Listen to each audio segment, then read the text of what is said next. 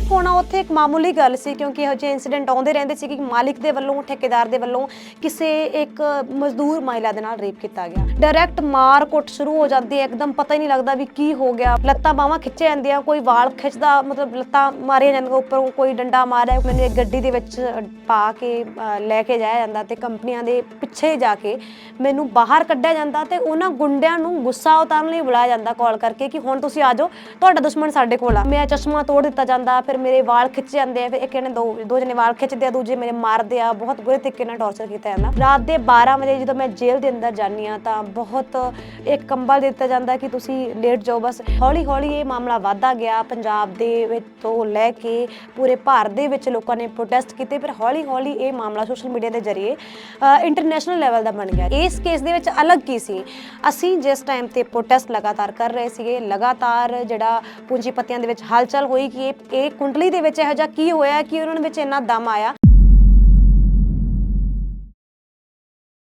ਤੁਹਾਨੂੰ ਸਾਰਿਆਂ ਨੂੰ ਯਾਦ ਹੋਣਾ ਕਿ ਕਿਸਾਨ ਅੰਦੋਲਨ ਦੇ ਦੌਰਾਨ ਇੱਕ ਲੜਕੀ ਦਾ ਚਿਹਰਾ ਸਾਰਿਆਂ ਦੇ ਸਾਹਮਣੇ ਆਉਂਦਾ, ਜਿਹਦੇ ਨਾਲ ਪੁਲਿਸ ਦੇ ਵੱਲੋਂ ਟੌਰਚਰ ਕੀਤਾ ਜਾਂਦਾ ਤੇ ਉਸ ਤੋਂ ਬਾਅਦ ਲਗਾਤਾਰ ਪੰਜਾਬ ਦੇ ਵਿੱਚੋਂ, ਦੁਨੀਆ ਭਰ ਦੇ ਵਿੱਚੋਂ ਕਈ ਲੋਕਾਂ ਦੇ ਵੱਲੋਂ ਸਪੋਰਟ ਦਿੱਤੀ ਜਾਂਦੀ ਆ ਤੇ ਫਿਰ ਪਤਾ ਚੱਲਦਾ ਕਿ ਉਸ ਲੜਕੀ ਦੀ ਸਾਰਿਆਂ ਦੀ ਵਜ੍ਹਾ ਕਰਕੇ ਉਹ ਲੜਕੀ ਫਿਰ ਤੋਂ ਬਾਹਰ ਆ ਗਈ ਹੈ ਤੇ ਉਹ ਲੜਕੀ ਮੈਂ ਹੀ ਨੌਦੀਪ ਕੌਰ ਹਾਂ, ਜੋ ਪੰਜਾਬ ਦੇ ਇੱਕ ਛੋਟੇ ਜਿਹੇ ਜ਼ਿਲ੍ਹੇ ਮੁਕਤਸਰ ਤੋਂ ਬਿਲੋਂਗ ਕਰਦੀ ਹਾਂ, ਜਿਹਦਾ ਪਿੰਡ ਗੰਦੜ ਆ, ਜਿਹਦੇ ਵਿੱਚ ਬਹੁਤ ਪਿਛੜੇ ਹੋਏ ਪਿੰਡ ਤੋਂ ਮੈਂ ਆਉਣੀ ਹਾਂ। ਤੇ ਉਸ ਟਾਈਮ ਤੋਂ ਪਹਿਲਾਂ ਜੇਕਰ ਥੋੜ੍ਹਾ ਪਿੱਛੇ ਜਾ ਕੇ ਗੱਲ ਕਰੀਏ ਤਾਂ ਮੇਰੀ ਜਰਨੀ ਸਟਾਰਟ ਕਿਵੇਂ ਹੋਈ, ਮੈਂ ਕਿਵੇਂ ਉਸ ਜਗ੍ਹਾ 'ਤੇ ਪਹੁੰਚੀ ਜਿੱਥੇ ਅੱਜ ਲੋਕ ਮੈਨੂੰ ਜਾਣ ਪਾ ਰਹੇ ਆ, ਲੋਕ ਮੇਰਾ ਨਾਮ ਜਾਣ ਪਾ ਰਹੇ ਆ। ਤਾਂ ਸ਼ੁਰੂਆਤ ਤੋਂ ਜੇਕਰ ਮੈਂ ਗੱਲ ਕਰਾਂ ਤਾਂ ਮੇਰੇ ਜੋ ਫਾਦਰ ਆ, ਮੈਂ ਉਹਨਾਂ ਨੂੰ ਬਚਪਨ ਤੋਂ ਦੇਖਿਆ ਹੀ ਨਹੀਂ। ਸਾਨੂੰ ਐਵੇਂ ਲੱਗਦਾ ਸੀ ਕਿ ਸਾਡੇ ਫਾਦਰ ਹੈ ਹੀ ਨਹੀਂ। ਤਾਂ ਸ਼ੁਰੂਆਤ ਇਹ ਸੀਗੀ ਕਿ ਮੇਰੇ ਜੋ ਫਾਦਰ ਸੀ ਉਹ ਇੱਕ ਬੰਦੂਆ ਮਜ਼ਦੂਰੀ ਕਰਦੇ ਸੀਗੇ, ਜੋ ਸੁਬਾਹ 4 ਵਜੇ ਚਲੇ ਜਾਂਦੇ ਸੀ, ਰਾਤ ਦੇ 12 ਵਜੇ ਤੱਕ ਉਹ ਵਾਪਸ ਆਉਂਦੇ ਸੀਗੇ, ਜਿਹਦੀ ਵਜ੍ਹਾ ਕਰਕੇ ਸਾਨੂੰ ਪਤਾ ਹੀ ਨਹੀਂ ਸਾਡੇ ਫਾਦਰ ਹੈਗੇ ਆ। ਫਿਰ ਧੀਰੇ ਧੀਰੇ ਹੌਲੀ ਹੌਲੀ ਕੰਮ ਅੱਗੇ ਵੱਧਦਾ ਗਿਆ। ਸਾਨੂੰ ਪਤਾ ਲੱਗਾ ਕਿ ਅਸੀਂ ਤਾਂ ਮਤਲਬ ਬਚਪਨ ਦੇ ਵਿੱਚ ਨਹੀਂ ਪਤਾ ਹੁੰਦਾ ਕਿ ਅਸੀਂ ਮਜ਼ਦੂਰਾਂ ਤੋਂ ਆ, ਦਲਿਤਾਂ ਤੋਂ ਆ ਤੇ ਸਾਡੇ ਨਾਲ ਐਵੇਂ ਕੁਛ ਹੁੰਦਾ। ਪਰ ਹੌਲੀ ਹੌਲੀ ਜਦੋਂ ਸਕੂਲ ਦੇ ਪੜ੍ਹਨ ਦੇ ਨਾਲ ਨਾਲ ਸਾਨੂੰ ਖੇਤਾਂ ਦੇ ਵਿੱਚ ਜਾ ਕੇ ਕੰਮ ਕਰਨਾ ਪਿਆ ਤੇ ਸਾਡੇ ਨਾਲ ਉਹ ਭੇਦਭਾਵ ਹੋਣਾ ਸ਼ੁਰੂ ਹੋਇਆ ਕਿ ਜਦੋਂ ਜ਼ਮੀਂਦਾਰ ਸਾਨੂੰ ਚਾਹ ਲੈ ਕੇ ਆਉਂਦਾ ਜਾਂ ਫਿਰ ਕੁਛ ਹੁੰਦਾ, ਜਾਂ ਰੋਟੀ ਲੈ ਕੇ ਆਉਣਾ, ਜਾਂ ਫਿਰ ਸਾਨੂੰ ਵੱਖਰੇ ਬੈਠ ਕੇ ਖਿਲਾਉਣਾ, ਜਾਂ ਉਸ ਤਰੀਕੇ ਦੇ ਨਾਲ ਮਤਲਬ ਕੰਮ ਕਰਨ ਤੋਂ ਬਾਅਦ ਵੀ ਵੇਜਿਸ ਨਾ ਦੇਣਾ, ਬਹੁਤ ਮਿਹਨਤਾਂ ਤਰਲੇ ਕਰਵਾ ਕੇ ਉਹ ਸਾਰੀਆਂ ਚੀਜ਼ਾਂ ਦੇਣਾ। ਤਾਂ ਉੱਥੋਂ ਇਹ ਪਤਾ ਲੱਗਿਆ ਕਿ ਅਸੀਂ ਬਹੁਤ ਦਬੇ ਕੁਚਲੇ ਲੋਕਾਂ ਦੇ ਵਿੱਚ ਆਉਣੇ ਆ। ਤਾਂ ਪਿੰਡ ਦੇ ਵਿੱਚ ਜ਼ਿਆਦਾਤਰ ਇਹ ਸੀਗਾ ਵੀ ਵੱਡੇ ਜ਼ਮੀਂਦਾਰਾਂ ਤੇ ਚੌਧਰੀਆਂ ਦੀ ਹੀ ਚੱਲਦੀ ਸੀ। ਤੇ ਉਸ ਟਾਈਮ ਤੇ ਪਹਿਲੀ ਵਾਰ ਜੋ ਇੰਸੀਡੈਂਟ ਮੇਰੇ ਦਿਮਾਗ ਦੇ ਵਿੱਚ ਜੋ ਬੈਠ ਗਿਆ, ਜੋ ਅੱਜ ਵੀ ਮੈਨੂੰ ਯਾਦ ਆ, ਉਹ ਇੰਸੀਡੈਂਟ ਇਹ ਸੀ ਕਿ ਮੇਰੀ ਮਦਰ ਜੋ ਹੈਗੀ ਆ, ਮੈਂ ਉਸ ਟਾਈਮ 'ਤੇ 6ਵੀਂ ਕਲਾਸ ਦੇ ਵਿੱਚ ਪੜ੍ਹਦੀ ਸੀ ਤੇ ਮੇਰੀ ਮਾਂ ਜਿਹੜੀ ਆ ਉਹ ਖੇਤ ਦੇ ਵਿੱਚ ਪੱਠੇ ਲੈਣ ਲਈ ਜਾਂਦੀ ਆ। ਤਾਂ ਇਹ ਹੈ ਕਿ ਮਜ਼ਦੂਰਾਂ ਦੇ ਕੋਲ ਤਾਂ ਜ਼ਮੀਨ ਨਹੀਂ ਹੁੰਦੀ, ਤਾਂ ਉਹ ਇੱਕ ਜ਼ਮੀਂਦਾਰ ਦੇ ਖੇਤ ਦੇ ਵਿੱਚ ਉਹ ਪੱਠੇ ਲੈਣ ਲਈ ਜਾਂਦੇ ਆ। ਤਾਂ ਉਸ ਟਾਈਮ 'ਤੇ ਕੀ ਹੁੰਦਾ ਕਿ ਵੱਡਾ ਜ਼ਮੀਂਦਾਰ ਜਿਹੜਾ ਹੈਗਾ ਉਹ ਆ ਕੇ ਗੰਦੀਆਂ ਗਾਲਾਂ ਦੇਣਾ ਸ਼ੁਰੂ ਕਰਦਾ ਵੀ ਕਿ ਤੁਸੀਂ ਸਾਡੇ ਨੀਚੇ ਨਹੀਂ ਸੌਂਦੇ ਜੋ ਤੁਹਾਨੂੰ ਅਸੀਂ ਪੱਠੇ ਦੇਈਏ। ਤਾਂ ਉਸ ਟਾਈਮ 'ਤੇ ਉਹ ਹਮਲਾ ਕਰਦਾ, ਮਤਲਬ ਮਾਰਨ ਦੀ ਕੋਸ਼ਿਸ਼ ਕਰਦਾ, ਗੰਦੀਆਂ ਗਾਲਾਂ ਕੱਢਦੇ ਹੋਏ ਉਹਨਾਂ ਨੂੰ ਮਾਰਨ ਦੀ ਕੋਸ਼ਿਸ਼ ਕਰਦਾ। ਤਾਂ ਉਸ ਟਾਈਮ 'ਤੇ ਪਹਿਲੀ ਵਾਰ ਮੇਰੀ ਮਾਂ ਨੇ ਉਸ ਜ਼ਮੀਂਦਾਰ ਦੇ ਉੱਪਰ ਹੱਥ ਚੁੱਕਿਆ, ਜਿਹਦੀ ਵਜ੍ਹਾ ਕਰਕੇ ਸਾਰਾ ਪਿੰਡ ਇਕੱਠਾ ਹੋਇਆ, ਸਾਡੇ ਖਿਲਾਫ ਕਾਫੀ ਚੀਜ਼ਾਂ ਹੋਈਆਂ ਕਿ ਇਹਨਾਂ ਮਜ਼ਦੂਰਾਂ ਦੀ, ਇਹਨਾਂ ਦਲਿਤਾਂ ਦੀ ਇੰਨੀ ਔਕਾਤ ਕਿਵੇਂ ਹੋਈ ਕਿ ਇਹ ਕਿਸੇ ਵੱਡੇ ਜ਼ਮੀਂਦਾਰ ਦੇ ਉੱਪਰ ਹੱਥ ਚੁੱਕਣ, ਉਹਨਾਂ ਦੇ ਖੇਤ ਦੇ ਵਿੱਚ ਆ ਗਏ। ਉਸ ਟਾਈਮ 'ਤੇ ਮੇਰੀ ਮਾਂ ਇੱਕ ਸੰਗਠਨ ਦੇ ਵਿੱਚ ਮਜ਼ਦੂਰਾਂ ਦਾ ਇੱਕ ਸੰਗਠਨ ਸੀਗਾ, ਪੰਜਾਬ ਖੇਤ ਮਜ਼ਦੂਰ ਯੂਨੀਅਨ, ਜੋ ਖੇਤ ਮਜ਼ਦੂਰਾਂ ਲਈ ਬਣਿਆ ਹੋਇਆ ਸੀਗਾ, ਤੇ ਉਹਦੇ ਵਿੱਚ ਕੰਮ ਕਰਦੇ ਸੀ। ਤੇ ਉਸ ਟਾਈਮ 'ਤੇ ਉਹਨਾਂ ਨੇ ਫੋਨ ਵਗੈਰਾ ਕੀਤੇ, ਆਸ-ਪਾਸ ਦੇ ਸਾਰੇ ਮਜ਼ਦੂਰ ਇਕੱਠਾ ਹੋਏ ਤੇ ਪਹਿਲੀ ਵਾਰ ਇੱਕ ਵੱਡੇ ਜ਼ਮੀਂਦਾਰ ਵੱਲੋਂ ਇੱਕ ਮਜ਼ਦੂਰ ਮਹਿਲਾ ਦੇ ਅੱਗੇ ਮਾਫੀ ਮੰਗੀ ਜਾਂਦੀ ਆ, ਜਿੱਥੋਂ ਮੇਰੇ ਮਨ ਦੇ ਵਿੱਚ ਇਹ ਆਇਆ ਕਿ ਅਸੀਂ ਵੀ ਆਪਣੇ ਆਪ ਦੇ ਵਿੱਚ ਕੁਛ ਸਾਡੀ ਵੀ ਕੋਈ ਇੱਜ਼ਤ ਹੈਗੀ ਆ, ਅਸੀਂ ਵੀ ਕੁਛ ਕਰ ਸਕਦੇ ਹਾਂ। ਤੇ ਇਹ ਸਾਰਾ ਕੁਛ ਹੋਇਆ ਲੋਕਾਂ ਦੀ ਏਕਤਾ ਦੇ ਨਾਲ, ਲੋਕਾਂ ਦੀ ਸੰਗਠਨ ਦੇ ਨਾਲ। ਜੇਕਰ ਯੂਨੀਅਨ ਨਾ ਹੁੰਦੀ ਸ਼ਾਇਦ ਅਸੀਂ ਵੀ ਉਵੇਂ ਦੱਬ ਜਾਣਾ ਸੀ ਜਿਵੇਂ ਬਾਕੀ ਲੋਕ ਦੱਬ ਜਾਂਦੇ ਆ। ਤਾਂ ਉੱਥੋਂ ਸ਼ੁਰੂਆਤ ਹੋਈ ਮੇਰੀ ਧਰਨਿਆਂ 'ਤੇ ਜਾਣ ਦੀ, ਮੇਰੇ ਮਾਂ-ਬਾਪ ਦੇ ਨਾਲ ਮੀਟਿੰਗਸ ਦੇ ਵਿੱਚ ਜਾਣ ਦੀ, ਸਟੇਜ 'ਤੇ ਗੀਤ ਗਾਉਣ ਦੀ। ਫਿਰ ਹੌਲੀ ਹੌਲੀ ਪਤਾ ਲੱਗਿਆ ਕਿ ਵਰਗ ਕੀ ਹੁੰਦਾ ਹੈ, ਵਰਗ ਦੁਸ਼ਮਣ ਕੀ ਹੁੰਦਾ ਹੈ, ਕਿਵੇਂ ਮਜ਼ਦੂਰ ਮਜ਼ਦੂਰ ਖੇਤਾਂ 'ਚ ਕੰਮ ਕਰਕੇ ਸਾਰਾ ਕੁਝ ਪੈਦਾ ਕਰਦੇ ਨੇ ਤੇ ਕਿਵੇਂ ਜਿਹੜੇ ਜ਼ਮੀਂਦਾਰ ਉਹ ਲੁੱਟਦੇ ਨੇ। ਇਹ ਸਾਰੀਆਂ ਚੀਜ਼ਾਂ ਹੌਲੀ ਹੌਲੀ ਪਤਾ ਲੱਗਦੀਆਂ ਗਈਆਂ। ਤਾਂ ਉਸ ਤੋਂ ਬਾਅਦ ਪਿੰਡ ਗੰਦੜ ਦੇ ਵਿੱਚ ਇੱਕ ਹੋਰ ਇੰਸੀਡੈਂਟ ਹੁੰਦਾ ਜਦੋਂ ਮੈਂ 9ਵੀਂ ਕਲਾਸ ਦੇ ਵਿੱਚ ਸੀ। ਸਾਡੇ ਹੀ ਪਿੰਡ ਦੀ ਇੱਕ ਨਾਬਾਲਿਗ ਦਲਿਤ ਬੱਚੀ ਦੇ ਨਾਲ 3 ਜ਼ਮੀਂਦਾਰਾਂ ਦੇ ਮੁੰਡਿਆਂ ਦੇ ਵੱਲੋਂ ਰੇਪ ਕੀਤਾ ਜਾਂਦਾ। ਉਹ ਘਟਨਾ ਅੱਜ ਵੀ ਮੈਨੂੰ ਯਾਦ ਆ ਕਿ ਕਿਸ ਤਰੀਕੇ ਦੇ ਨਾਲ ਮੈਂ ਪਹਿਲੀ ਵਾਰ ਸਟੇਜ 'ਤੇ ਭਾਸ਼ਣ ਜੋ ਦਿੱਤਾ ਸੀਗਾ। ਉਸ ਟਾਈਮ 'ਤੇ ਮੇਰੀ ਉਮਰ ਜ਼ਿਆਦਾ ਨਹੀਂ ਸੀ, 15 ਤੋਂ ਵੀ ਘੱਟ ਸ਼ਾਇਦ ਮੇਰੀ ਉਮਰ ਸੀ। ਉਸ ਟਾਈਮ 'ਤੇ ਕੀ ਹੋਇਆ ਕਿ ਉਸ ਲੜਕੀ ਦੇ ਨਾਲ ਰੇਪ ਕਰਨ ਤੋਂ ਬਾਅਦ ਵੀ ਉਹਨਾਂ ਦਾ ਇੰਨਾ ਕੁ ਜ਼ਿਆਦਾ ਹੌਸਲਾ ਸੀ ਕਿ ਤੁਸੀਂ ਸਾਡੇ ਖਿਲਾਫ ਕੁਝ ਕਰ ਨਹੀਂ ਸਕਦੇ ਹੈਗੇ। ਅਤੇ ਉਸ ਟਾਈਮ 'ਤੇ ਮੈਂ ਵੀ ਸਕੂਲ ਨਹੀਂ ਜਾਂਦੀ ਸੀ। ਫਿਰ ਕਾਫੀ ਲੋਕ 6-7 ਦਿਨ ਅਸੀਂ ਲਗਾਤਾਰ ਸਕੂਲ ਨਾ ਜਾ ਕੇ ਪ੍ਰੋਟੈਸਟ ਕੀਤਾ, ਲਗਾਤਾਰ ਥਾਣੇ ਦੇ ਅੱਗੇ ਪ੍ਰੋਟੈਸਟ ਕੀਤਾ, ਫਿਰ ਜਾ ਕੇ FIR ਹੁੰਦੀ ਆ। ਫਿਰ ਇਹ ਪੰਜਾਬ ਲੈਵਲ ਦਾ ਪ੍ਰੋਟੈਸਟ ਹੁੰਦਾ, ਬਠਿੰਡਾ ਦੇ ਵਿੱਚ ਕਾਫੀ ਵੱਡੀ ਸੰਖਿਆ ਦੇ ਵਿੱਚ ਲੋਕ ਇਕੱਠਾ ਹੁੰਦੇ ਆ। ਫਿਰ ਕਿਤੇ ਜਾ ਕੇ ਉਹ ਮੁੰਡਿਆਂ ਨੂੰ ਸਜ਼ਾ ਹੁੰਦੀ ਆ ਅਤੇ ਉਹ ਜੇਲ੍ਹ ਦੇ ਵਿੱਚ ਜਾਂਦੇ ਆ। ਅਤੇ ਉਹ ਸਾਡੀ ਦੂਸਰੀ ਜਿੱਤ ਸੀਗੀ ਜਿਹਨੇ ਸਾਨੂੰ ਹੋਰ ਹੌਸਲਾ ਦਿੱਤਾ ਅਤੇ ਸਾਨੂੰ ਲੜਨ ਦੀ ਤਾਕਤ ਦਿੱਤੀ, ਜਿਹਦੀ ਵਜ੍ਹਾ ਕਰਕੇ ਅੱਜ ਅਸੀਂ ਸਾਰੇ 6 ਭੈਣ ਭਰਾ ਹੈਗੇ ਹਾਂ। 4 ਮੇਰੀਆਂ ਭੈਣਾਂ, 2 ਭਰਾ, ਮੇਰੀ ਮੰਮੀ ਡੈਡੀ, ਸਾਰੇ ਅਲੱਗ ਅਲੱਗ ਆਰਗੇਨਾਈਜੇਸ਼ਨ ਦੇ ਵਿੱਚ ਕੰਮ ਕਰ ਰਹੇ ਆ। ਕੋਈ ਮਜ਼ਦੂਰਾਂ ਦੇ ਵਿੱਚ ਕੰਮ ਕਰ ਰਿਹਾ, ਕੋਈ ਸਟੂਡੈਂਟਸ ਦੇ ਵਿੱਚ ਕੰਮ ਕਰ ਰਿਹਾ, ਕੋਈ ਫੈਕਟਰੀ ਮਜ਼ਦੂਰਾਂ 'ਚ ਕੰਮ ਕਰ ਰਿਹਾ। ਅਤੇ ਉਸ ਤੋਂ ਬਾਅਦ ਮੇਰਾ ਮਤਲਬ ਘਰ ਦੇ ਹਾਲਾਤ ਸਾਡੇ ਇੰਨੇ ਜ਼ਿਆਦਾ ਅੱਛੇ ਨਹੀਂ ਸੀਗੇ। +2 ਕਰਨ ਤੋਂ ਬਾਅਦ ਮੈਨੂੰ ਕਾਲਜ ਵਿੱਚ ਐਡਮਿਸ਼ਨ ਲੈਣੀ ਸੀਗੀ ਮੈਂ। ਅਤੇ ਸਾਡੇ ਉਸ ਤੋਂ ਪਹਿਲਾਂ ਦੀ ਜੇਕਰ ਮੈਂ ਗੱਲ ਕਰਾਂ, ਪਿੰਡ ਦੇ ਵਿੱਚ ਇਸ ਤਰੀਕੇ ਦਾ ਯੂਨੀਅਨ ਬਣਨਾ ਅਤੇ ਜ਼ਮੀਂਦਾਰਾਂ ਦੇ ਖਿਲਾਫ ਲੜਾਈ ਲੜਨਾ ਬਹੁਤ ਵੱਡੀ ਗੱਲ ਸੀਗੀ। ਅਤੇ ਉਸ ਟਾਈਮ 'ਤੇ ਕੁਛ ਪਰਿਵਾਰਾਂ ਦੇ ਨਾਲ ਸਾਡੇ ਪਰਿਵਾਰ ਦਾ ਵੀ ਸੋਸ਼ਲ ਬਾਈਕਾਟ ਕੀਤਾ ਗਿਆ ਕਿ ਸਾਨੂੰ ਖੇਤ ਦੇ ਵਿੱਚ ਐਂਟਰ ਨਹੀਂ ਕਰਨ ਦਿੱਤਾ ਜਾਊਗਾ, ਸਾਨੂੰ ਕੋਈ ਕੁਛ ਵੀ ਚੀਜ਼ ਨਹੀਂ ਦਿੱਤੀ ਜਾਊਗੀ, ਜੋ ਵੀ ਸਾਡੀ ਹੈਲਪ ਕਰੂਗਾ ਉਹਦੇ ਖਿਲਾਫ ਜਿਹੜੇ ਜ਼ਮੀਂਦਾਰ ਕਾਰਵਾਈ ਕਰਨਗੇ। ਤਾਂ ਉਸ ਟਾਈਮ 'ਤੇ ਸਾਨੂੰ ਪੰਜਾਬ ਛੱਡ ਕੇ ਆਂਧਰਾ ਪ੍ਰਦੇਸ਼ ਜਾਣਾ ਪਿਆ। 7-8 ਸਾਲ ਆਂਧਰਾ ਪ੍ਰਦੇਸ਼ ਰਹੇ। ਉਹਦੇ ਵਿੱਚ ਸਭ ਤੋਂ ਵੱਡੀ ਦਿੱਕਤ ਇਹ ਹੁੰਦੀ ਹੈ ਕਿ ਤੁਸੀਂ ਆਪਣੇ ਘਰ ਨੂੰ ਛੱਡ ਕੇ, ਤੁਸੀਂ ਆਪਣੇ ਦੋਸਤਾਂ ਨੂੰ, ਤੁਸੀਂ ਆਪਣੇ ਆਸ ਪੜੋਸ ਰਿਸ਼ਤੇਦਾਰਾਂ ਨੂੰ ਛੱਡ ਕੇ ਇੱਕ ਐਸੀ ਜਗ੍ਹਾ 'ਤੇ ਜਾਂਦੇ ਹੋ ਜਿੱਥੇ ਤੁਹਾਨੂੰ ਕੋਈ ਜਾਣਦਾ ਨਹੀਂ, ਜਿੱਥੇ ਤੁਹਾਨੂੰ ਉਹ ਭਾਸ਼ਾ ਨਹੀਂ ਆਉਂਦੀ ਹੈਗੀ, ਜਿਹੜੀ ਭਾਸ਼ਾ ਆਪਾਂ ਕਦੇ ਸੁਣੀ ਹੀ ਨਹੀਂ। ਉਹ ਭਾਸ਼ਾ ਦੇ ਵਿੱਚ ਜਾ ਕੇ ਆਪਾਂ ਕਿਸੇ ਨੂੰ ਆਪਣਾ ਨਹੀਂ ਬਣਾ ਸਕਦੇ ਬਹੁਤ ਜਲਦੀ। ਮੇਰੇ ਬਾਕੀ ਭੈਣ ਭਰਾਵਾਂ ਇੰਗਲਿਸ਼ ਮੀਡੀਅਮ ਦੇ ਵਿੱਚ ਐਡਮਿਸ਼ਨ ਲਈ, ਪਰ ਮੈਂ ਨਹੀਂ ਲੈ ਪਾਈ ਕਿਉਂਕਿ ਮੇਰੀ ਆਰਟਸ ਸਬਜੈਕਟ ਸੀਗਾ। ਅਤੇ ਮੈਂ ਅੱਗੇ ਪੜ੍ਹਾਈ ਨਹੀਂ ਕਰ ਪਾਈ। ਤਾਂ ਕਾਫੀ ਲੰਬਾ ਟਾਈਮ ਮੈਂ ਬਹੁਤ ਜ਼ਿਆਦਾ ਮੈਂ ਪਰੇਸ਼ਾਨ ਰਹੀ ਕਿ ਸਾਡੀ ਇਹੋ ਜਿਹੀ ਕੀ ਗਲਤੀ ਸੀ। ਅਸੀਂ ਆਪਣੇ ਹੱਕ ਅਧਿਕਾਰਾਂ ਦੇ ਲਈ ਜੇਕਰ ਅਸੀਂ ਲੜਾਈ ਲੜਦੇ ਹਾਂ ਤਾਂ ਉਸ ਟਾਈਮ 'ਤੇ ਕਿਉਂ ਸਾਨੂੰ ਸਾਡਾ ਹੀ ਘਰ ਛੱਡ ਕੇ ਜਾਣਾ ਪੈਂਦਾ, ਕਿਉਂਕਿ ਸਾਡੀ ਗਲਤੀ ਵੀ ਨਹੀਂ ਹੈ। ਦਿੱਕਤ ਸਿਰਫ ਇੱਥੇ ਆਉਂਦੀ ਹੈ ਕਿ ਸਾਡੇ ਸਮਾਜ ਦੇ ਵਿੱਚ ਅੱਜ ਵੀ ਊਚ ਨੀਚ ਹੈਗੀ ਆ, ਜਾਤ ਪਾਤ ਹੈਗੀ ਆ, ਜਿਹਦੀ ਵਜ੍ਹਾ ਕਰਕੇ ਬਹੁਤ ਸਾਰੇ ਬੱਚਿਆਂ ਨੂੰ, ਬਹੁਤ ਸਾਰੇ ਮਾਂ ਬਾਪਾਂ ਨੂੰ ਬਹੁਤ ਸਾਰੀਆਂ ਖੁਸ਼ੀਆਂ ਜਿਹੜੀਆਂ ਉਹਨਾਂ ਤੋਂ ਛੀਨ ਲਈਆਂ ਜਾਂਦੀਆਂ ਹੈਗੀਆਂ। ਅਤੇ ਉਹਨਾਂ ਦੇ ਵਿੱਚੋਂ ਹੀ ਮੈਂ ਵੀ ਇੱਕ ਪੈਦਾ ਹੋਈ ਜਿਹਦੇ ਦਿਮਾਗ ਦੇ ਅੰਦਰ ਇਹ ਆਇਆ ਕਿ ਮੈਨੂੰ ਵੀ ਸਟਰਗਲ ਕਰਨ ਦੀ ਜ਼ਰੂਰਤ ਆ। ਅਤੇ ਉਸ ਟਾਈਮ 'ਤੇ ਫਿਰ 7-8 ਸਾਲ ਉੱਥੇ ਰਹਿਣ ਤੋਂ ਬਾਅਦ ਮੈਂ ਦੁਬਾਰਾ ਤੋਂ ਜਦੋਂ ਪੰਜਾਬ ਆਈ ਤਾਂ ਮੈਨੂੰ ਇਹ ਸੀਗਾ ਕਿ ਮੈਂ ਐਡਮਿਸ਼ਨ ਲਵਾਂ, ਮੈਂ ਵੀ ਕਾਲਜ ਜਾਵਾਂ। ਉਸ ਟਾਈਮ 'ਤੇ ਘਰ ਦੇ ਹਾਲਾਤ ਅੱਛੇ ਨਹੀਂ ਸੀਗੇ, ਇਸੇ ਕਰਕੇ ਮੈਂ ਦਿੱਲੀ ਯੂਨੀਵਰਸਿਟੀ ਦੇ ਵਿੱਚ ਮੇਰੀ ਜੇ ਸਿਸਟਰ ਉਹ MPhil ਕਰ ਰਹੀ ਸੀਗੀ ਅਤੇ ਮੈਂ ਉਹਨਾਂ ਦੇ ਕੋਲ ਆਈ। ਮੈਂ ਜੋਬ ਕਰਨ ਦੇ ਨਾਲ ਸੋਚਿਆ ਕਿ ਮੈਂ ਆਪਦੀ ਕਾਲਜ ਜਾਊਂਗੀ, ਪਰ ਇੰਨਾ ਬੁਰਾ ਵਕਤ ਸੀਗਾ ਕਿ ਮੈਂ ਐਡਮਿਸ਼ਨ ਤਾਂ ਲਈ ਪਰ ਮੈਂ ਨਹੀਂ ਜਾ ਪਾਈ, ਜੋਬ ਕਰਨੀ ਪਈ। ਉਸ ਟਾਈਮ 'ਤੇ NRC CA ਦਾ ਪ੍ਰੋਟੈਸਟ ਚੱਲ ਰਿਹਾ ਸੀ ਅਤੇ ਕਸ਼ਮੀਰ ਦਾ ਮੁੱਦਾ ਚੱਲ ਰਿਹਾ ਸੀ। ਉਸ ਟਾਈਮ 'ਤੇ ਮੈਨੂੰ ਲੱਗਿਆ ਕਿ ਸਾਨੂੰ ਜਾਣਾ ਚਾਹੀਦਾ ਇਹਦੇ ਵਿੱਚ, ਕਿਉਂਕਿ ਜਿਸ ਤਰੀਕੇ ਦੇ ਨਾਲ ਲਗਾਤਾਰ ਸਰਕਾਰ ਦੇ ਵੱਲੋਂ ਇਸ ਤਰੀਕੇ ਦੀਆਂ ਨੀਤੀਆਂ ਲੈ ਕੇ ਆਈਆਂ ਜਾ ਰਹੀਆਂ ਜੋ ਆਮ ਜਨਤਾ ਦੇ ਖਿਲਾਫ ਆ, ਅਤੇ ਉਹਦੇ ਵਿੱਚ ਸਾਨੂੰ ਜ਼ਰੂਰ ਇਨਵੋਲਵ ਹੋਣਾ ਚਾਹੀਦਾ। ਉਸ ਟਾਈਮ 'ਤੇ ਮੈਂ CNRC ਦੇ ਵਿੱਚ ਵੀ ਇੱਕ ਫੇਸ ਦੇ ਵਜੋਂ ਮੈਂ ਗਈ ਅਤੇ ਲੋਕਾਂ ਨੇ ਮੈਨੂੰ ਇੱਕ ਲੀਡਰ ਦੇ ਵਜੋਂ ਜਾਣਿਆ, ਕਿਉਂਕਿ ਮੈਨੂੰ ਨਹੀਂ ਸੀ ਪਤਾ ਮੈਂ ਇੱਕ ਲੀਡਰ ਦੇ ਤੌਰ 'ਤੇ ਉੱਭਰ ਸਕਦੀ ਹਾਂ। ਇਹਨਾਂ ਲੋਕਾਂ ਦੇ ਨਾਲ ਜੁੜਾਵ ਮਹਿਸੂਸ ਹੋਇਆ, ਲੋਕਾਂ ਦੇ ਨਾਲ ਜੁੜੇ ਅਤੇ ਲੋਕਾਂ ਨੂੰ ਇਕੱਠਾ ਕਰਕੇ ਅਸੀਂ ਪ੍ਰੋਟੈਸਟ ਦੇ ਵਿੱਚ ਲੈ ਕੇ ਜਾਣਾ, ਲੋਕਾਂ ਨੂੰ ਘਰ ਘਰ ਜਾ ਕੇ ਸਮਝਾਉਣਾ ਕਿ CNRC ਕੀ ਆ, ਕਿਉਂ ਖਤਰਨਾਕ ਆ। ਉਸ ਟਾਈਮ ਭਗਤ ਸਿੰਘ ਛਾਤਰ ਏਕਤਾ ਮੰਚ ਦਿੱਲੀ ਦੇ ਵਿੱਚ ਇੱਕ ਸਟੂਡੈਂਟ ਦਾ ਸੰਗਠਨ ਆ, ਉਹਦੇ ਵਿੱਚ ਮੈਂ ਕੰਮ ਕੀਤਾ।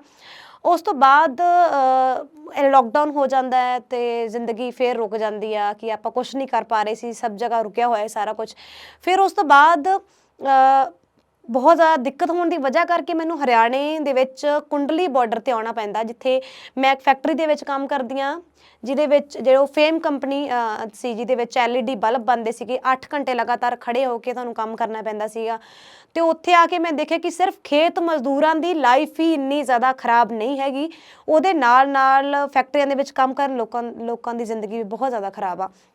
ਮੇਰੇ ਸਾਹਮਣੇ ਬਹੁਤ ਸਾਰੀ ਲੜਕੀਆਂ ਨੂੰ ਗੰਦੀਆਂ ਗਾਲੀਆਂ ਮਿਲਣਾ, ਉਹਨਾਂ ਦੇ ਨਾਲ ਸਰੀਰਕ ਸ਼ੋਸ਼ਣ ਹੋਣਾ, ਉਹਨਾਂ ਨੂੰ ਬਹੁਤ ਘੱਟ ਵੇਤਨ ਦੇਣਾ, ਜਾਂ ਫਿਰ ਰੇਪ ਹੋਣਾ ਉੱਥੇ ਇੱਕ ਮਾਮੂਲੀ ਗੱਲ ਸੀ, ਕਿਉਂਕਿ ਇਹੋ ਜਿਹੇ ਇੰਸੀਡੈਂਟ ਆਉਂਦੇ ਰਹਿੰਦੇ ਸੀ ਕਿ ਮਾਲਿਕ ਦੇ ਵੱਲੋਂ, ਠੇਕੇਦਾਰ ਦੇ ਵੱਲੋਂ ਕਿਸੇ ਇੱਕ ਮਜ਼ਦੂਰ ਮਹਿਲਾ ਦੇ ਨਾਲ ਰੇਪ ਕੀਤਾ ਗਿਆ। ਤੇ ਉੱਥੋਂ ਮੈਨੂੰ ਬਹੁਤ ਜ਼ਿਆਦਾ ਮਤਲਬ ਬੁਰਾ ਲੱਗਦਾ ਸੀਗਾ ਕਿ ਅਸੀਂ ਕੁਛ ਕਿਉਂ ਨਹੀਂ ਕਰ ਪਾਉਂਦੇ।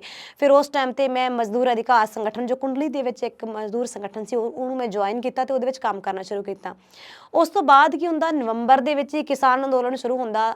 ਅਸੀਂ ਉਸ ਤੋਂ ਪਹਿਲਾਂ, ਕਿਸਾਨ ਅੰਦੋਲਨ ਤੋਂ ਪਹਿਲਾਂ ਇੱਕ ਪ੍ਰੋਟੈਸਟ ਕਰਨਾ, ਇੱਕ ਮੀਟਿੰਗ ਕਰਨਾ, ਇੱਕ ਪਬਲਿਕ ਮੀਟਿੰਗ ਕਰਨਾ ਤੇ ਪਰਚਾ ਵੰਡਣਾ ਆਪਣੇ ਆਪ ਦੇ ਵਿੱਚ ਇੱਕ ਸਟਰਗਲ ਸੀ, ਕਿਉਂਕਿ ਗੁੰਡਿਆਂ ਦੇ ਵੱਲੋਂ ਅਟੈਕ ਹੋਣਾ, ਕਿਉਂਕਿ ਪੂੰਜੀਪਤੀਆਂ ਦੇ ਗੁੰਡੇ ਰੱਖੇ ਹੁੰਦੇ। ਜੇਕਰ ਆਪਾਂ ਮਜ਼ਦੂਰਾਂ ਨੂੰ ਮੋਬਿਲਾਈਜ਼ ਕਰਦੇ ਹਾਂ, ਉਹਨਾਂ ਨੂੰ ਇਕੱਠਾ ਕਰਕੇ ਉਹਨਾਂ ਦੇ ਹੱਕ ਅਧਿਕਾਰ ਦੀ ਲੜਾਈ ਲੜਨਾ ਵਾਸਤੇ ਅੱਗੇ ਕਰਦੇ ਹਾਂ, ਤਾਂ ਉਦੋਂ ਅਟੈਕ ਹੁੰਦੇ ਆ ਬਹੁਤ ਸਾਰਾ, ਪੁਲਿਸ ਦਾ ਅਟੈਕ ਹੁੰਦਾ, ਗੁੰਡਿਆਂ ਦਾ ਅਟੈਕ ਹੁੰਦਾ। ਬਟ ਉਸ ਟਾਈਮ ਤੇ ਕਿਸਾਨ ਅੰਦੋਲਨ ਨੇ ਸਾਨੂੰ ਇੱਕ ਇੰਨੀ ਹਿੰਮਤ ਦਿੱਤੀ ਕਿ ਸਾਨੂੰ ਐਵੇਂ ਲੱਗੇ ਕਿ ਸਾਨੂੰ ਲੜਨਾ ਚਾਹੀਦਾ। ਹੁਣ ਤਾਂ ਇੱਕ ਕਿਸਾਨ ਇੰਨੀ ਵੱਡੀ ਸੰਖਿਆ ਦੇ ਵਿੱਚ ਇੱਥੇ ਹੈਗੇ, ਤਾਂ ਜੇਕਰ ਅਸੀਂ ਵੀ ਇੱਥੇ ਲੜਾਂਗੇ ਤਾਂ ਸ਼ਾਇਦ ਅਸੀਂ ਕੁਛ ਕਰ ਸਕਦੇ ਹਾਂ। ਅਸੀਂ ਮਜ਼ਦੂਰ ਸੰਗਠਨ ਜਿਹੜਾ ਤਾਕਤ ਹੋ ਸਕਦੀ ਉਹਦੇ ਵਿੱਚ, ਤੇ ਅਸੀਂ ਲੋਕਾਂ ਲਈ ਕੁਛ ਕਰ ਸਕਦੇ ਹਾਂ।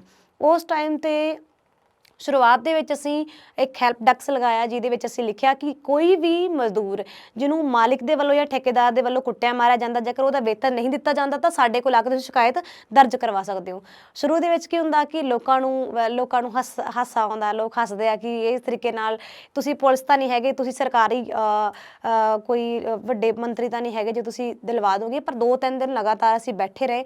ਫਿਰ ਹੌਲੀ ਹੌਲੀ ਲੋਕਾਂ ਦੇ ਕੋਲ ਆਪਸ਼ਨ ਨਹੀਂ ਹੈ, ਲੋਕਾਂ ਕੋਲ ਕੋਈ ਰਸਤਾ ਨਹੀਂ ਹੈ, ਤਾਂ ਕਰਕੇ ਮਜ਼ਦੂਰਾਂ ਨੂੰ ਸਾਡੇ ਕੋਲ ਆਉਣਾ ਪਿਆ। ਤੇ 250 ਤੋਂ 300 ਜੋ ਕੰਪਲੇਂਟ ਸਾਡੇ ਕੋਲ ਦਰਜ ਹੋਈਆਂ। ਉਸ ਟਾਈਮ ਤੇ ਅਸੀਂ ਮਿਲ ਕੇ ਬੈਠੇ, ਸਾਨੂੰ ਲੱਗਿਆ ਕਿ ਅਸੀਂ ਕੰਪਲੇਂਟ ਤਾਂ ਦਰਜ ਕਰਵਾ ਲਈ, ਹੁਣ ਉਹਨੂੰ ਹੈਂਡਲ ਕਿਵੇਂ ਕਰਨਾ, ਕਿਵੇਂ ਲੋਕਾਂ ਨੂੰ ਉਹਨਾਂ ਦਾ ਵੇਤਨ ਦਿਵਾਉਣਾ ਹੈਗਾ। ਸਭ ਤੋਂ ਜ਼ਿਆਦਾ ਜਿਹੜੀਆਂ ਕੰਪਲੇਂਟ ਸੀ ਉਹ ਇਹੀ ਸੀ ਕਿ ਉਹਨਾਂ ਨੂੰ ਵੇਤਨ ਨਹੀਂ ਸੀ ਮਿਲ ਰਿਹਾ। ਫਿਰ ਉਸ ਟਾਈਮ ਤੇ ਕੀ ਹੁੰਦਾ ਕਿ ਅਸੀਂ ਜਿੰਨੇ ਵੀ ਲੋਕਾਂ ਦਾ ਵੇਤਨ ਰਿਹਾ ਸੀਗਾ, ਰੁਕ ਰਿਹਾ ਸੀ, ਸਾਰਿਆਂ ਨੂੰ ਇਕੱਠਾ ਕਰਕੇ ਪ੍ਰੋਟੈਸਟ ਕਰਦੇ।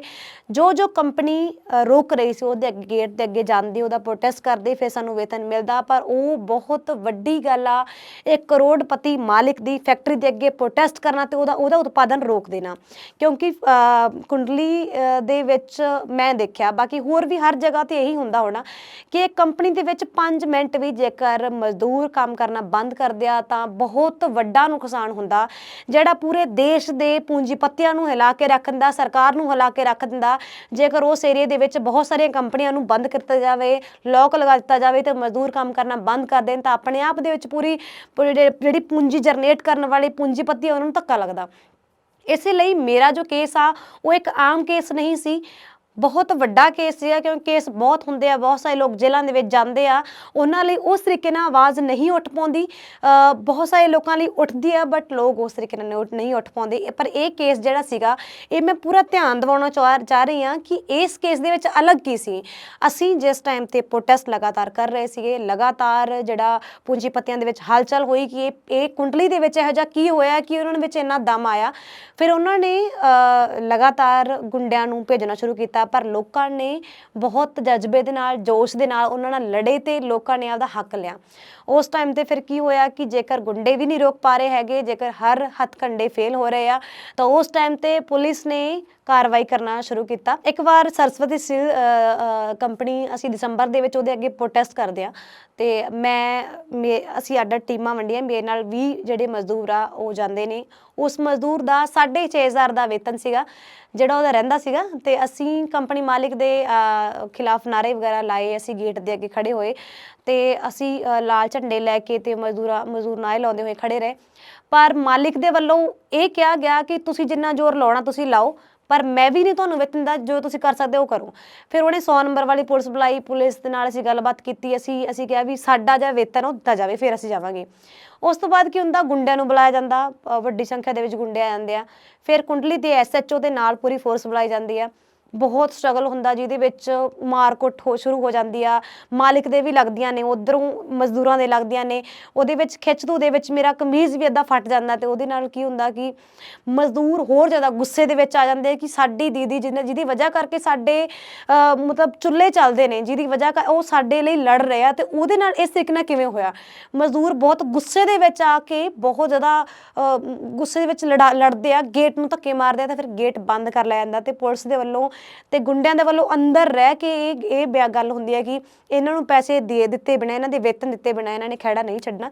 ਉਸ ਦਿਨ ਸਾਡੇ ਬਹੁਤ ਮਜ਼ਦੂਰਾਂ ਦੇ ਵਿੱਚ ਹਿੰਮਤ ਆਉਂਦੀ ਹੈ ਕਿ 6,500 ਉਹਨਾਂ ਨੂੰ ਗੇਟ ਦੇ ਉੱਪਰ ਹੀ ਦੇਣਾ ਪਿਆ ਤੇ ਸਾਡੀ ਬਹੁਤ ਵੱਡੀ ਜਿੱਤ ਜਿਹੜੀ ਇੱਕ ਕੈਮਰੇ ਦੇ ਵਿੱਚ ਵੀ ਰਿਕਾਰਡ ਹੁੰਦੀ ਹੈ। ਪਹਿਲਾਂ ਅਸੀਂ ਕਦੇ ਵੀ ਸਾਡਾ ਕਦੇ ਰਿਕਾਰਡ ਨਹੀਂ ਹੋਇਆ, ਅਸੀਂ ਲਗਾਤਾਰ ਕੁੱਟਮਾਰ ਵੀ ਸਾਡੀ ਹੁੰਦੀ ਰਹੀ, ਪਰ ਪਹਿਲੀ ਵਾਰ ਉਹ ਕੈਮਰੇ 'ਚ ਰਿਕਾਰਡ ਹੋਇਆ ਜਿਹੜਾ ਸੋਸ਼ਲ ਮੀਡੀਆ 'ਤੇ ਵਾਇਰਲ ਵੀ ਹੋਇਆ। ਉਸ ਟਾਈਮ 'ਤੇ ਫਿਰ ਅਗਲਾ ਜਿਹੜਾ ਉਸ ਟਾਈਮ 'ਤੇ ਮੇਰੇ ਖਿਲਾਫ FIR ਹੋ ਜਾਂਦੀ ਆ ਅਤੇ ਸਾਨੂੰ ਪਤਾ ਵੀ ਨਹੀਂ ਸੀ।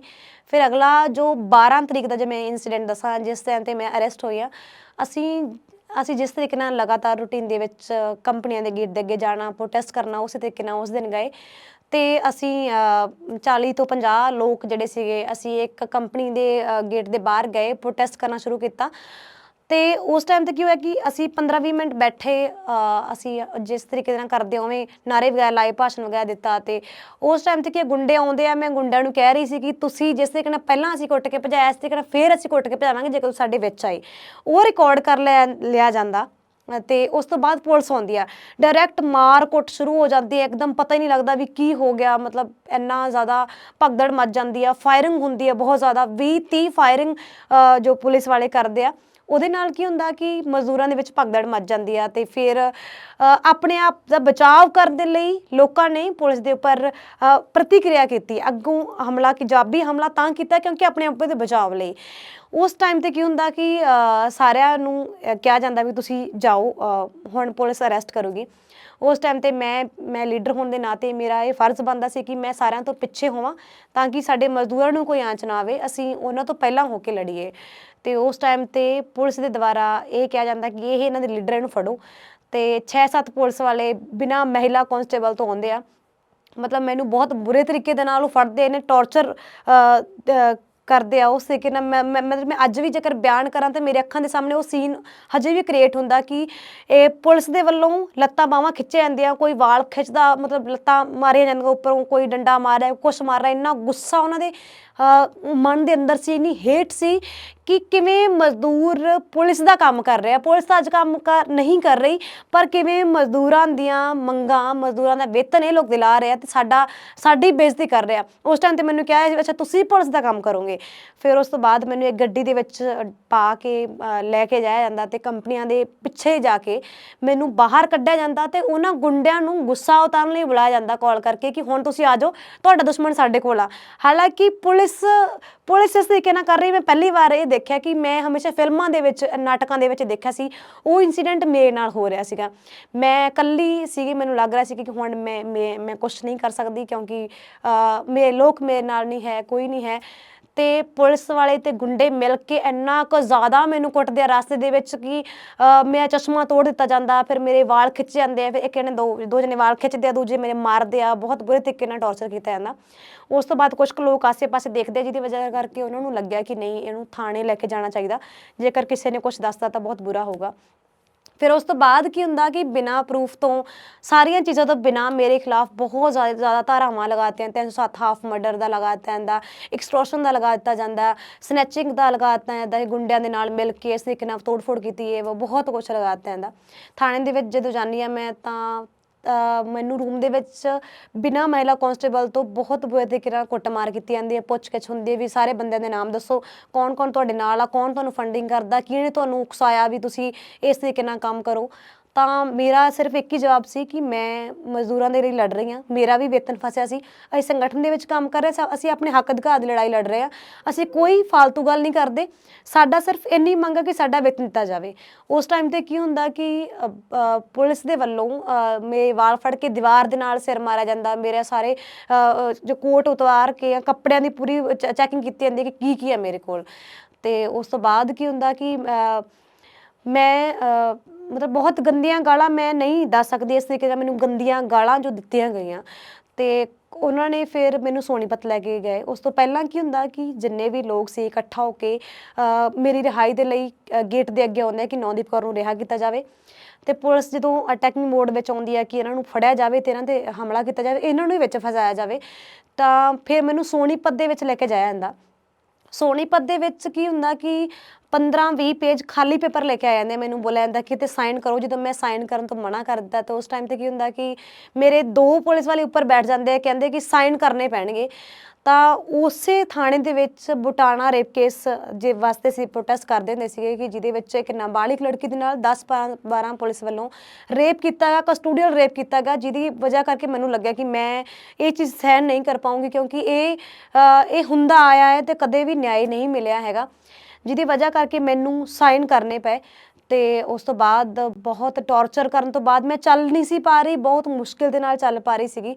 ਤੇ ਉਸ ਤੋਂ ਬਾਅਦ ਮੈਨੂੰ ਕੋਰਟ ਵਿੱਚ ਪੇਸ਼ ਕੀਤਾ ਜਾਂਦਾ, ਬਿਨਾਂ ਮੇਰੇ ਤੋਂ ਕੋਈ ਗੱਲ ਜਾਣੇ ਹੀ ਮੈਨੂੰ ਜੋ ਹੈ ਰਾਤ ਦੇ 12 ਵਜੇ ਹੀ ਮੈਨੂੰ ਜੇਲ੍ਹ ਦੇ ਵਿੱਚ ਬੰਦ ਕਰ ਦਿੱਤਾ ਜਾਂਦਾ। ਮੇਰਾ ਕਿਸੇ ਦੇ ਨਾਲ ਕੋਈ ਕੰਟੈਕਟ ਨਹੀਂ ਹੋ ਰਿਹਾ ਸੀ, ਕੋਈ ਮੇਰਾ ਮੈਡੀਕਲ ਨਹੀਂ ਹੋਇਆ, ਕੁਛ ਨਹੀਂ ਹੋਇਆ, ਨਾ ਮੈਨੂੰ ਕੋਈ ਮੈਡੀਸਨ ਦਿੱਤੀ ਗਈ। ਜੇਲ੍ਹ ਦੇ ਵਿੱਚ ਵੀ ਬਹੁਤ ਜ਼ਿਆਦਾ ਬੁਰੇ ਤਰੀਕੇ, ਇੰਨਾ ਸਰਦੀ ਸੀ ਉਸ ਟਾਈਮ 'ਤੇ, ਜਨਵਰੀ ਦਾ ਮਹੀਨਾ ਸੀ, 12 ਜਨਵਰੀ ਦਾ ਉਹ ਦਿਨ ਸੀ। ਰਾਤ ਦੇ 12 ਵਜੇ ਜਦੋਂ ਮੈਂ ਜੇਲ੍ਹ ਦੇ ਅੰਦਰ ਜਾਂਦੀ ਹਾਂ ਤਾਂ ਬਹੁਤ ਇੱਕ ਕੰਬਲ ਦਿੱਤਾ ਜਾਂਦਾ ਕਿ ਤੁਸੀਂ ਲੇਟ ਜਾਓ ਬਸ। ਸਾਰਾ ਸਰੀਰ ਮੇਰਾ ਦੁੱਖ ਰਿਹਾ ਸੀ ਉਸ ਟਾਈਮ 'ਤੇ। ਮੈਂ ਪਹਿਲੀ ਵਾਰ ਫੀਲ ਕੀਤਾ ਕਿ ਜੋ ਲੋਕਾਂ ਦੀ ਆਵਾਜ਼ ਬਣਦੇ ਆ, ਜੋ ਲੋਕ ਮਜ਼ਦੂਰਾਂ ਦੀ, ਕਿਸਾਨਾਂ ਦੀ, ਸਟੂਡੈਂਟਸ ਦੀ ਆਵਾਜ਼ ਬਣਦੇ, ਉਹਨਾਂ ਦੇ ਨਾਲ ਕਿਉਂ ਇਸ ਤਰੀਕੇ ਨਾਲ ਕੀਤਾ ਜਾਂਦਾ? ਕਿਉਂਕਿ ਉਹ ਸੱਤਾ ਦੇ ਨਾਲ ਤੇ ਸਰਕਾਰ ਦੇ ਖਿਲਾਫ ਸਵਾਲ ਉਠਾਉਂਦੇ ਨੇ ਕਿ ਇਹਨਾਂ ਲੋਕਾਂ ਦੇ ਨਾਲ ਗਲਤ ਕਿਉਂ ਹੋ ਰਿਹਾ, ਤੇ ਉਹਨਾਂ ਦੇ ਨਾਲ ਕੀ ਹੁੰਦਾ ਉਹ ਮੈਂ ਪਹਿਲੀ ਵਾਰ ਉੱਥੇ ਫੇਸ ਕੀਤਾ। ਉਸ ਤੋਂ ਬਾਅਦ ਲਗਾਤਾਰ ਕਿਸਾਨ ਅੰਦੋਲਨ ਦੇ ਵਿੱਚ ਮਜ਼ਦੂਰਾਂ ਦੇ ਵੱਲੋਂ, ਸਟੂਡੈਂਟਸ ਦੇ ਵੱਲੋਂ ਲਗਾਤਾਰ ਕੈਂਪੇਨਿੰਗ ਕੀਤੀ ਗਈ, ਸੋਸ਼ਲ ਮੀਡੀਆ 'ਤੇ ਵੀ ਲਗਾਤਾਰ ਪ੍ਰੋਟੈਸਟ ਹੋਏ। ਪੁਰਾਣੀਆਂ ਸਾਰੀਆਂ ਵੀਡੀਓਜ਼ ਜੋ ਮੇਰੇ ਖਿਲਾਫ ਕੋਈ ਪ੍ਰੂਫ ਨਹੀਂ ਸੀ, ਪਰ ਮੇਰੇ ਖਿਲਾਫ ਇੰਨੇ ਕੇਸਿਸ ਸੀਗੇ ਕਿ ਮੈਨੂੰ ਅੱਜ ਵੀ 15-20 ਸਾਲ ਦੀ ਸਜ਼ਾ ਹੈਗੀ ਆ, ਤੇ ਮੈਂ ਅੱਜ ਵੀ ਕੇਸ ਚੱਲ ਰਿਹਾ, ਅੱਜ ਵੀ ਤਾਰੀਖ 'ਤੇ ਜਾਣਾ ਪੈਂਦਾ। ਪਰ ਉਸ ਟਾਈਮ 'ਤੇ ਕੀ ਹੁੰਦਾ ਕਿ ਲੋਕ ਜਿਹੜੇ ਆ ਲਗਾਤਾਰ ਉਹ ਪੁਰਾਣੀਆਂ ਵੀਡੀਓਜ਼, ਪੁਰਾਣੀਆਂ ਸਾਰੀਆਂ ਚੀਜ਼ਾਂ ਮੇਰੇ ਹੱਕ ਦੇ ਵਿੱਚ ਜਿਹੜਾ ਕੁਛ ਸੀਗਾ, ਲੋਕਾਂ ਨੇ ਬਿਆਨ ਦਿੱਤੇ, ਲੋਕ ਸਾਹਮਣੇ ਆਏ ਜਿਨ੍ਹਾਂ ਲਈ ਮੈਂ ਕੰਮ ਕੀਤਾ ਸੀ। ਹੌਲੀ ਹੌਲੀ ਇਹ ਮਾਮਲਾ ਵੱਧਦਾ ਗਿਆ, ਪੰਜਾਬ ਦੇ ਵਿੱਚ ਤੋਂ ਲੈ ਕੇ ਪੂਰੇ ਭਾਰਤ ਦੇ ਵਿੱਚ ਲੋਕਾਂ ਨੇ ਪ੍ਰੋਟੈਸਟ ਕੀਤੇ। ਫਿਰ ਹੌਲੀ ਹੌਲੀ ਇਹ ਮਾਮਲਾ ਸੋਸ਼ਲ ਮੀਡੀਆ ਦੇ ਜ਼ਰੀਏ ਇੰਟਰਨੈਸ਼ਨਲ ਲੈਵਲ ਦਾ ਬਣ ਗਿਆ, ਜਿਹਦੇ ਵਿੱਚ ਮੀਨਾ ਹੈਰਿਸ, ਕਮਲਾ ਹੈਰਿਸ ਦੀ ਭਤੀਜੀ ਜਿਹੜੀ ਜੋ ਇੰਗਲੈਂਡ ਦੇ ਅਮਰੀਕਾ ਦੇ ਰਾਸ਼ਟਰਪਤੀ ਦੀ ਭਾਂਜੀ ਦੇ ਵੱਲੋਂ ਟਵੀਟ ਕੀਤਾ ਜਾਂਦਾ। ਉਸ ਟਾਈਮ 'ਤੇ ਕੀ ਹੋਇਆ ਕਿ ਜੋ ਲੋਕ ਨਹੀਂ ਵੀ ਬੋਲਣਾ ਚਾਹੁੰਦੇ ਸੀ ਉਹਨਾਂ ਨੂੰ ਵੀ ਲੱਗਿਆ ਕਿ ਬੋਲਣਾ ਚਾਹੀਦਾ। ਫਿਰ ਵੱਡੇ ਵੱਡੇ ਪੋਲੀਟੀਸ਼ੀਅਨ ਸਭ ਨੇ ਬੋਲਣਾ ਸ਼ੁਰੂ ਕੀਤਾ ਤੇ ਇਹ ਮਾਮਲਾ ਇੱਕ ਇੰਟਰਨੈਸ਼ਨਲ ਲੈਵਲ ਦਾ ਬਣ ਗਿਆ। ਉਸ ਟਾਈਮ 'ਤੇ ਕੀ ਹੁੰਦਾ ਕਿ ਜੇਲ੍ਹ ਦੇ ਵਿੱਚ ਫਿਰ ਬਹੁਤ ਸਾਰੇ ਲੋਕਾਂ ਦੀ ਲਾਈਨ ਲੱਗਦੀ ਹੈ ਮਿਲਣ ਆਉਣ 'ਤੇ, ਪਰ ਮੈਨੂੰ ਮਿਲ ਨਹੀਂ ਦਿੱਤਾ ਜਾਂਦਾ ਸੀਗਾ, ਸਿਰਫ ਮੈਂ ਆਪਣੀ ਸਿਸਟਰ ਨੂੰ ਮਿਲ ਪਾ ਰਹੀ ਸੀਗੀ। ਤੇ ਉਸ ਤੋਂ ਬਾਅਦ ਕੀ ਹੁੰਦਾ ਕਿ ਪੋਲੀਟੀਕਲ ਗੇਮ ਸ਼ੁਰੂ ਹੁੰਦਾ ਕਿ ਨੌਨਦੀਪ ਆਮ ਆਦਮੀ ਪਾਰਟੀ ਦਾ ਵੋਟ ਲਏਗੀ, ਨੌਨਦੀਪ ਅਕਾਲੀ ਦਲ ਦਾ ਵੋਟ ਲਏਗੀ, ਨੌਨਦੀਪ ਕਾਂਗਰਸ ਦਾ ਵੋਟ ਲਏਗੀ, ਨੌਨਦੀਪ BJP ਦਾ ਵੋਟ ਲਏਗੀ। ਇੰਨੀ ਲੋਕਾਂ ਦੀ, ਆਮ ਜਨਤਾ ਦੀ ਵਜ੍ਹਾ ਦੇ ਨਾਲ ਫਿਰ ਮੈਨੂੰ ਬੇਲ ਮਿਲਦੀ ਹੈ 1.5 ਮਹੀਨੇ ਬਾਅਦ। ਜਦੋਂ ਮੈਂ ਜੇਲ੍ਹ ਤੋਂ ਬਾਹਰ ਕਦਮ ਰੱਖਿਆ ਤੇ ਮੈਨੂੰ ਅਹਿਸਾਸ ਹੋਇਆ ਕਿ ਲੋਕਾਂ ਦੇ ਲਈ ਲੜਨਾ ਕਿੰਨਾ ਚੰਗਾ ਹੁੰਦਾ, ਲੋਕਾਂ ਦੇ ਲਈ ਲੜਨਾ ਬਹੁਤ ਜ਼ਿਆਦਾ ਅੱਛੀ ਫੀਲਿੰਗ ਆ, ਜਿਹਦੇ ਨਾਲ ਮੈਂ ਅੱਜ ਵੀ ਲੈਸ ਹਾਂ ਉਸ ਹਥਿਆਰ ਦੇ ਨਾਲ ਜਿਹੜੇ ਲੋਕਾਂ ਨੇ ਮੈਨੂੰ ਹਿੰਮਤ ਦਿੱਤੀ। ਉਹ ਹਿੰਮਤ ਮੇਰਾ ਇੱਕ ਹਥਿਆਰ ਆ ਜਿਹਦੀ ਵਜ੍ਹਾ ਕਰਕੇ ਅੱਜ ਵੀ ਮੈਂ ਲੜ ਰਹੀ ਹਾਂ।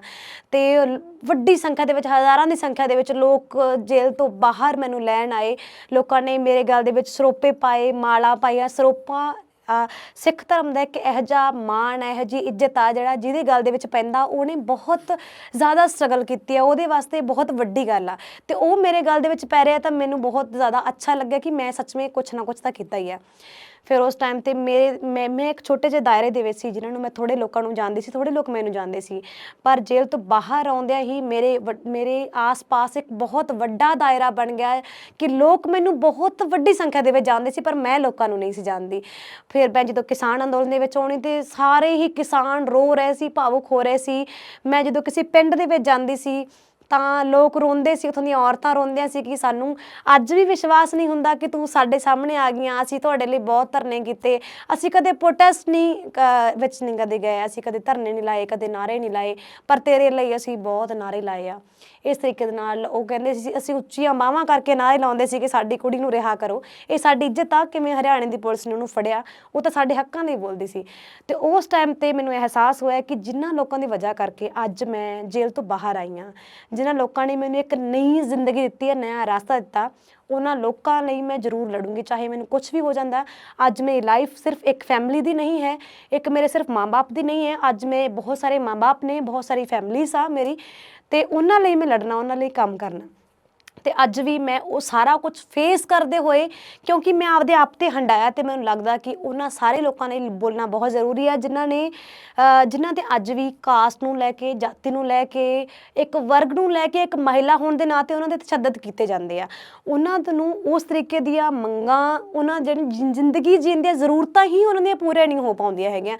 ਜੇਕਰ ਉਹ ਉਹਦੇ ਲਈ ਲੜਦੇ ਆ, ਉਹਨਾਂ ਦਾ ਕੋਈ ਇੱਕ ਲੀਡਰ ਅੱਗੇ ਆਉਂਦਾ ਤੇ ਉਹਨੂੰ ਕਿਸ ਤਰੀਕੇ ਦੇ ਨਾਲ ਦਬਾ ਕੇ ਕੁਚਲ ਦਿੱਤਾ ਜਾਂਦਾ ਕਿ ਉਹ ਅੱਗੇ ਨਾ ਬੋਲੇ, ਉਹਨਾਂ ਦੀ ਆਵਾਜ਼ ਨਾ ਉਠਾਵੇ। ਤੇ ਇਸੇ ਲਈ ਮੈਨੂੰ ਜੋ ਲੱਗਦਾ ਅੱਜ ਵੀ ਇਹ ਸਾਰਾ ਕੁਝ ਫੇਸ ਕਰਨ ਤੋਂ ਬਾਅਦ ਮੈਂ ਸਟਰੋਂਗਲੀ ਇਸ ਲਈ ਲੜ ਪਾ ਰਹੀ ਹਾਂ, ਕਿਉਂਕਿ ਮੈਨੂੰ ਲੱਗਦਾ ਕਿ ਦੁਨੀਆ ਦੇ ਵਿੱਚ ਇਹ ਵਰਗ ਜੋ ਬਣੇ ਹੋਏ ਆ, ਜੋ ਜਾਤਾਂ ਬਣੀਆਂ ਹੋਈਆਂ, ਉਹ ਠੀਕ ਨਹੀਂ ਹੈਗੀਆਂ। ਇਹਨੂੰ ਠੀਕ ਕਰਨ ਦੇ ਲਈ, ਇਹਨੂੰ ਬਦਲਣ ਦੇ ਲਈ ਸਾਨੂੰ ਲੜਨ ਦੀ ਲੋੜ ਆ।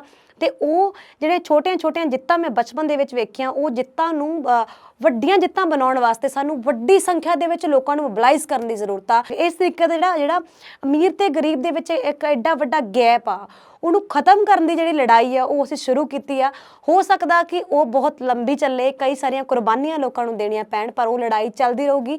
ਜਾਂਦੇ ਜਾਂਦੇ ਮੈਂ ਲੋਕਾਂ ਨੂੰ ਇਹ ਮੈਸੇਜ ਜ਼ਰੂਰ ਦੇਣਾ ਚਾਹੂੰਗੀ ਕਿ ਅੱਜ ਜੋ ਲੜਾਈ ਚੱਲ ਰਹੀ ਆ ਉਸ ਦੇ ਵਿੱਚ ਸਾਰਿਆਂ ਨੂੰ ਸ਼ਮੂਲੀਅਤ ਕਰਨ ਦੀ ਜ਼ਰੂਰਤ ਆ, ਕਿਉਂਕਿ ਆਪਣੇ ਸਮਾਜ ਦੇ ਵਿੱਚ, ਸਾਡੇ ਆਸ-ਪਾਸ ਦੇ ਵਿੱਚ ਜੇਕਰ ਕੁਛ ਗਲਤ ਹੋ ਰਿਹਾ ਤੇ ਇਹਦਾ ਮਤਲਬ ਇਹ ਨਹੀਂ ਕਿ ਸਾਨੂੰ ਨਹੀਂ ਪਤਾ, ਸਾਨੂੰ ਫਰਕ ਨਹੀਂ ਪੈਂਦਾ। ਸਾਨੂੰ ਫਰਕ ਪੈਂਦਾ ਕਿਉਂਕਿ ਅਸੀਂ ਇੱਕ ਸਮਾਜ ਦੇ ਵਿੱਚ ਰਹਿੰਦੇ। ਇੱਕ ਸਮਾਜ ਦੇ ਵਿੱਚ ਰਹਿਣ ਦਾ ਮਤਲਬ ਆ ਕਿ ਅਸੀਂ ਇੱਕ ਦੂਜੇ ਦਾ ਸਾਥ ਦੇਣਾ, ਇੱਕ ਦੂਜੇ ਨਾਲ ਵੰਡ ਕੇ ਚੀਜ਼ ਖਾਣੀ ਆ, ਇੱਕ ਦੂਜੇ ਦੇ ਨਾਲ ਵੰਡ ਕੇ ਚੀਜ਼ਾਂ ਸ਼ੇਅਰ ਕਰਨੀਆਂ। ਪਰ ਇੱਕ ਸਮਾਜ ਦੇ ਵਿੱਚ ਰਹਿੰਦੇ ਹੋਏ ਇੱਕ ਰੂਮ ਦੇ ਵਿੱਚ ਆਪਣਾ ਰਹਿਣਾ ਤੇ ਬਾਕੀਆਂ ਨੂੰ ਨਾਲੋਂ ਕੱਟ ਜਾਣਾ, ਇਹ ਸਾਡੇ ਸਮਾਜ ਦੀ ਬਹੁਤ ਜ਼ਿਆਦਾ ਗਲਤ ਗੱਲ ਆ। ਇਸ ਲਈ ਜ਼ਰੂਰਤ ਇਹ ਆ ਕਿ ਜੇਕਰ ਸਾਡੇ ਸਮਾਜ ਦੇ ਵਿੱਚ ਗਲਤੀਆਂ ਹੋ ਰਹੀਆਂ ਨੇ, ਗਰੀਬਾਂ ਦੇ ਉੱਪਰ ਕੁਝ ਗਲਤ ਹੋ ਰਿਹਾ ਹੈ, ਦਲਿਤਾਂ ਨਾਲ ਕੁਝ ਗਲਤ ਹੋ ਰਿਹਾ ਹੈ, ਮਹਿਲਾਵਾਂ ਨਾਲ ਰੇਪ ਹੋ ਰਹੇ ਨੇ, ਤਾਂ ਸਾਨੂੰ ਫਰਕ ਪੈਣਾ ਚਾਹੀਦਾ। ਤੇ ਉਹ ਫਰਕ ਤਾਂ ਹੀ ਖਤਮ ਹੋਊਗਾ ਜੇਕਰ ਅਸੀਂ ਲੋਕਾਂ ਦੇ ਨਾਲ ਗੱਲ ਕਰਾਂਗੇ, ਲੋਕਾਂ ਨੂੰ ਇਕੱਠਾ ਕਰਾਂਗੇ ਤੇ ਲੋਕਾਂ ਦੀਆਂ ਸਮੱਸਿਆਵਾਂ ਨੂੰ ਸੁਣਾਂਗੇ। ਸਮੱਸਿਆਵਾਂ ਨੂੰ ਸੁਣਨ ਦਾ ਮਤਲਬ ਆ ਉਹਨਾਂ ਦੇ ਹੱਲ ਵੱਲ ਜਾਣਾ। ਤੇ ਇਸੇ ਲਈ ਉਮੀਦ ਕਰਦੇ ਹਾਂ ਕਿ ਤੁਸੀਂ ਇਸ ਸਟਰਗਲ ਦੇ ਵਿੱਚ ਸਾਡੇ ਨਾਲ ਖੜੇ ਹੋਵੋਗੇ, ਤੇ ਉਮੀਦ ਕਰਦੇ ਹਾਂ ਕਿ ਇੱਕ ਨਵੇਂ ਸਮਾਜ ਦੇ ਨਿਰਮਾਣ ਦੀ ਅਸੀਂ ਲੜਾਈ ਸ਼ੁਰੂ ਕਰਾਂਗੇ। ਜੇਕਰ ਤੁਹਾਡੀ ਸਟੋਰੀ ਵਿੱਚ ਵੀ ਕਿਸੇ ਨੂੰ ਇਨਸਪਾਇਰ ਕਰਨ ਦਾ ਦਮ ਹੈ ਤੇ ਜੋਸ਼ ਦੇ ਮੰਚ ਤੇ ਆਪਣੀ ਕਹਾਣੀ ਪੇਸ਼ ਕਰਨਾ ਚਾਹੁੰਦੇ ਹੋ, ਤਾਂ ਜੋਸ਼ ਟਾਕਸ ਆ ਰਿਹਾ ਤੁਹਾਡੇ ਆਪਣੇ ਸ਼ਹਿਰ ਅੰਮ੍ਰਿਤਸਰ 24-25 ਦਸੰਬਰ ਨੂੰ। ਇਸ QR ਕੋਡ ਨੂੰ ਸਕੈਨ ਕਰੋ ਜਾਂ ਕਮੈਂਟ 'ਚ ਦਿੱਤੇ ਹੋਏ ਲਿੰਕ ਤੇ ਕਲਿੱਕ ਕਰੋ ਤੇ ਪਾਓ ਜੋਸ਼ ਸਪੀਕਰ ਬਣਨ ਦਾ ਮੌਕਾ। ਇਸ ਵੀਡੀਓ ਬਾਰੇ ਆਪਣੀ ਰਾਏ ਕਮੈਂਟ ਸੈਕਸ਼ਨ ਵਿੱਚ ਸਾਨੂੰ ਦੱਸੋ ਅਤੇ ਆਪਣੇ ਮਿੱਤਰਾਂ ਨਾਲ ਇਹ ਵੀਡੀਓ ਸ਼ੇਅਰ ਕਰਨਾ ਨਾ ਭੁੱਲਿਓ।